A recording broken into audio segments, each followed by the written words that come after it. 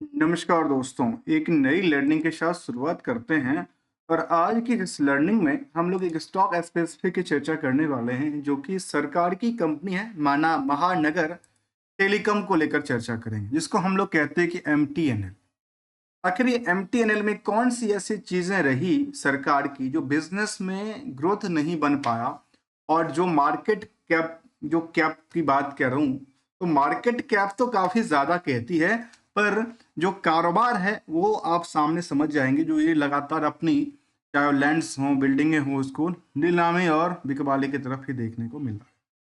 वहाँ फिलहाल कह सकते हैं कंपनी को लेकर के जो इसका फिलहाल की आप चर्चा करेंगे, तो फिलहाल जो लगातार इसकी कुछ दिनों से लगातार ट्रेंडिंग में डाउन ट्रेंड दर्ज कर रही थी, वहीं पे स्टॉक में अब जाके रैली देखने को मिला। और रैली ये एक ही बार दो बार होता है, फिर मार्केट गिर जाता है, जबकि मार्केट में पैसे पहले भी देखा गया था। जब मार्केट एक बहुत ज़्यादा डीप पे चली जाती है तो न 10% के आसपास की जंप लगा देती है। चलिए हम लोग जानने की कोशिश करेंगे महानगर टेलीफोन्स निगम लिमिटेड को लेकर के, जिसको सरकार ने लिस्टिंग करवाई थी। लिस्टिंग कराने के बाद पैसे किसको, 56% तो सरकार ने खुद ही रखी, बाकी जो है आम पब्लिक में बांट दिया। और आम पब्लिक से पैसे अच्छे खासे उन्होंने लिया। और आज के टाइम में मार्केट कैप जो है करीब 3200 करोड़ के आसपास आंकड़ा टच करती है।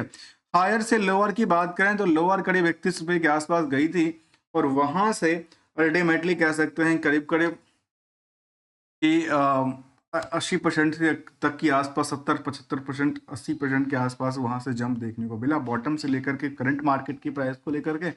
जबकि हायर से देखेंगे तो आज भी 50% डिस्काउंट पे दिख रही है। जहां कंपनी में आरओई आरओसी बिल्कुल नहीं कहती है, बुक वैल्यू जो है करीब 401 रुपए से ज्यादा की नुकसान बुक कर रही है, वहां पे भी लोग इसको खरीदने की रेस में ऐसे लगे पड़े हैं कि 50-53 के एवरेज के मुताबिक भी देखेंगे, इंडस्ट्रियल के मुताबिक, तो यहाँ पे जो भीड़ है वो काफी तगड़ा है, पर वो दिखता नहीं है। क्योंकि कहावत है ना, अंडरग्राउंड मार्केट में आप ड्रोन कैमरा से पिक्चर कैसे कैप्चर करेंगे। तो यहाँ पे देखा गया कि जो प्रोमोटर्स होल्डिंग था 56% रहा था। करंट रेशियो के नंबर के मुताबिक देखेंगे तो इनका जो कंपनी का प्रॉफिट होने के बजाय कंपनी करीब करीब 235% से ज़्यादा की नुकसान बुक कर रही है।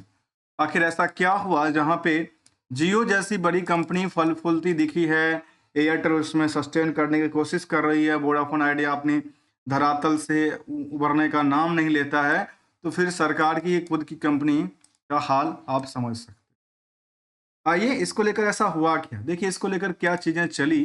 इसको लेकर रिसेंटली अभी अपडेट आया था कि एक तो दो कंपनी है, टाटा टेली सर्विसेज और एमटीएनएल। इन दोनों कंपनियों को लेकर के कहा गया कि जो एजीआर ड्यू होता है ना, जो उसको लेकर वेवर दे दिया।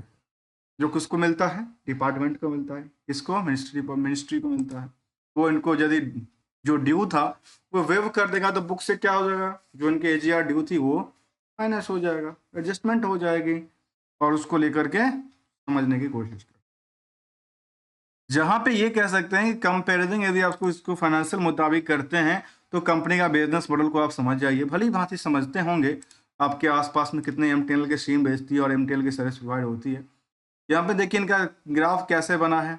इनका graph year on year basis में लगातार गिरती जा रही है, नैया में गिरती जा रही, जबकि क्वार्टरली डेटाबेस भी सेम एज द क्या क्या एक्सप्लेनेशन है, as per the yearly as per the quarterly, both are the same directions में देखने को मिला। वहीं पे लास्ट 12 महीने की डेटाबेस 752 करोड़ तक की टर्नओवर क्रिएट करती है। जो कंपनी कभी 3400 3500 करोड़ तक टर्नओवर क्रिएट कर रही थी, वो आजकल करके कहाँ पे आओगी, करीब 700 करोड़ की टर्नओवर क्रिएट करी 12 महीने में। जबकि कंपनी के पास खर्चे जो हैं वो आज भी अनलिमिटेड की बात कहती है, जहाँ पे करीब उधर टोटल 3200 करोड़ से ज़्यादा की नुकसान बुक करती है। कंपनी का बुक जो मार्केट कैप है कितना, 3222 करोड़ का। तो 3222 करोड़ का आप आंकड़ा देख लीजिए, 3287 करोड़ का कंपनी का नुकसान है मार्केट कैप से के आसपास की कंपनी नुकसान भी बुक कर रही है। ट्रेडेड ऑन बेसिस में हमने क्या देखा, मार्केट में लगातार उभरती गिरती नजर आई। और फिलहाल की बात किया जाए तो मार्केट में इनको क्या हुआ, सेल्स में लगातार ईयर एंड ईयर बेसिस में नेगेटिव था, स्टॉक प्रॉफिट नेगेटिव था, स्टॉक प्राइस चलती बुलती नजर आई। रिटर्न इक्विटी बिल्कुल नहीं के मुताबिक ये बातें कह रही है। तो साथ में ये बातें को भी शामिल करता है कि कंपनी में ऑलमोस्ट कह सकते हैं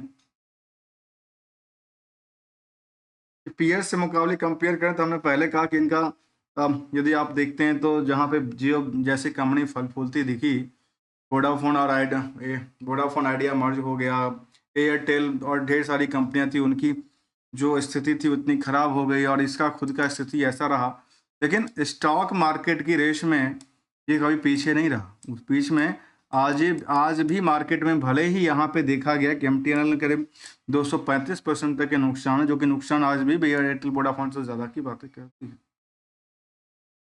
आइए जरा अगले कड़ी की तरफ चलें तो समझ में कुछ और भी पार्ट आती है। क्या कंपनी जो सरकार की रही है वो क्या कुछ देती लेती है या नहीं लेती है, क्योंकि कुछ देना लेना तो शायद बचता नहीं है, क्योंकि कंपनी के पास कुछ प्रॉफिट का पार्ट रहा नहीं होगा। इन 2009 के बाद सब कुछ देना बंद कर दिया। पीयर्स यदि रेशियो के मुताबिक देखते हैं तो कंपनी अपने जो डेटर्स से पेमेंट लेती है वो 234 दिन में आती है पेमेंट।